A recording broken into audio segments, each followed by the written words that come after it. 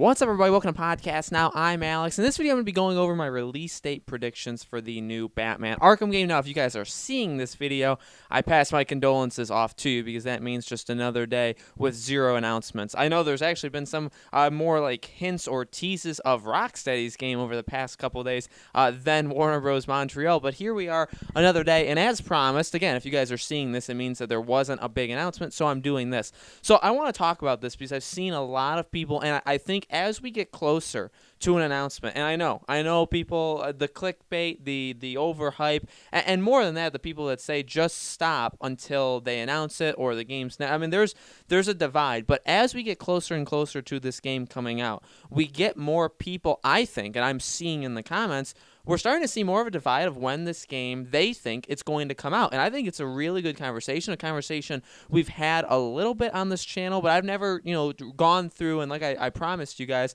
on that Kevin Conroy video, I'm going to walk you through what I'm thinking and a couple recent examples, not necessarily from Warner Bros., but some recent examples to show what they could be doing with their release date. So I've always been the one to say this is going to be a spring 2020 game. I've been saying that for quite some time now. And again, I think the closer we get to the announcement, the more people are thinking, or I guess the more pessimistic people are the ones saying we'll see something at the Game Awards, we'll see a full-on reveal at E3, and then it'll come out next fall with the next generation consoles. And we talked about that. What would that mean? Would that mean that there's two different versions to the game, and you can get it on PS4, but there's also a PS5 version, and the PS5 version is just slightly enhanced? And we talked about that. And I think that's going to be the case with a lot of games next year, but not Batman. I truly do believe that. I think the plan all along, including this year, I mean, think about it.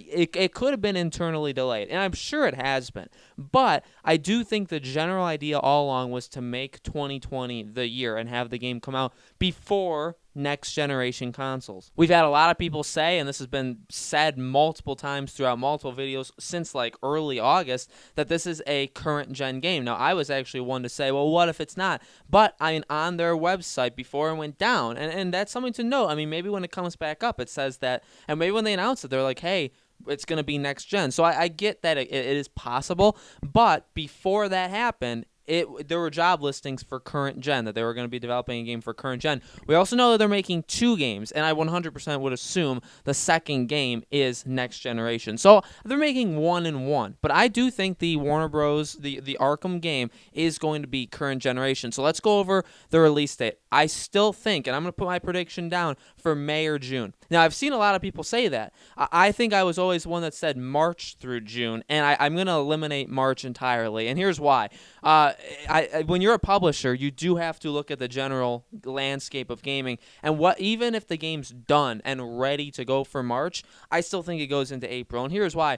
In March, we have Final Fantasy VII, we have Watch Dogs Legion, we have Animal Crossing, and we have Doom Eternal, which was just delayed to March 20th, same day as Animal Crossing. That's too much. And those are all coming off of, by the way, a few weeks after The Last of Us Part 2, February 21st. So it's just way too much. To be honest, I think my life would explode if Batman came out in March, because I don't even know what I would do. I'd probably just my brain would actually just literally explode, and I would just be on the floor crying. I'd probably just cry a lot because I'm just not going to be able to play all those games. And actually, I believe I'm getting every single one of those games. So for my own sanity, I don't want it. But more realistically, here's the deal. If they announce it this month, this is October, I think they're shooting for a 5 to 6 month window from when they announce it. So if they announce it late October, I think the game could come out as soon as the very end of March. I think that's 5 months, and I think that's the soonest it would come out. And again, if you want to look at recent examples, you can look to The Last of Us Part 2.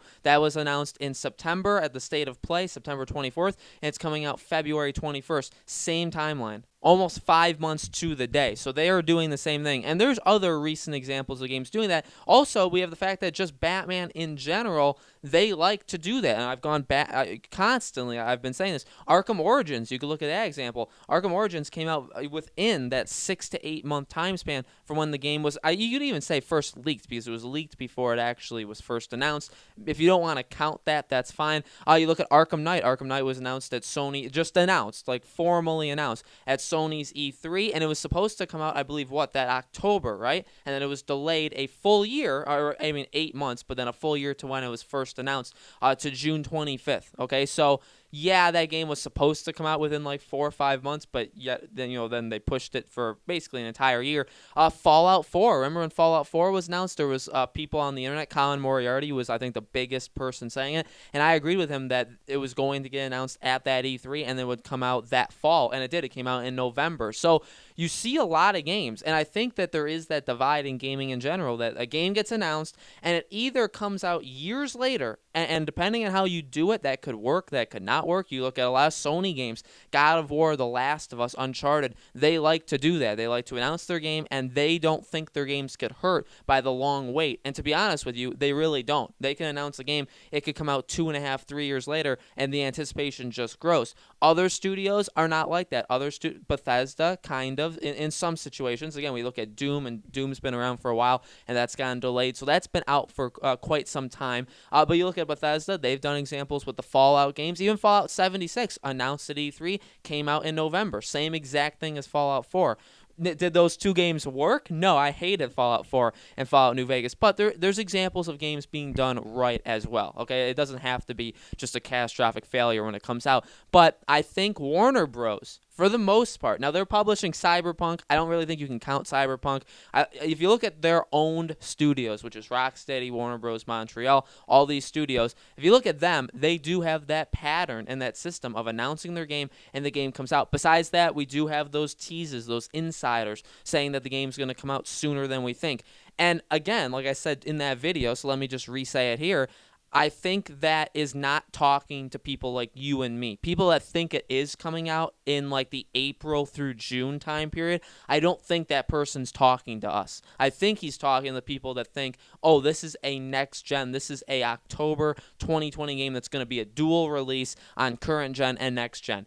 And I think he's talking to those people and saying, hey, it's not that far out. It's actually a lot sooner. It's actually in the spring of 2020. That's truly what I believe he means, and I don't think because he can't mean it to us. The game, and I've seen some people say the game is not coming out in 2019, and the game is not, I believe, coming out in early 2020. I'm saying they're not going to announce the game and it's going to come out in January of 2020. It's not going to happen. And to be honest with you, like, could it come out in February? That's been Tyler's prediction for a long time, and I respect that. And if you guys think February is it, I wouldn't say you're wrong. I wouldn't doubt you. I think February is also a possibility, but at the same time, well, you look at it, and that would only be 4 months. Okay, you announce the game and it comes out 4 months later. That is not a lot of time. And although pre-orders don't matter so much, they don't matter to us. They do still matter to them. They matter to game developers, game publishers. You need time to push your game. You need time to actually get marketing out there and talk about it and get people to pre-order it. Again, I think for us, we're past the age. I don't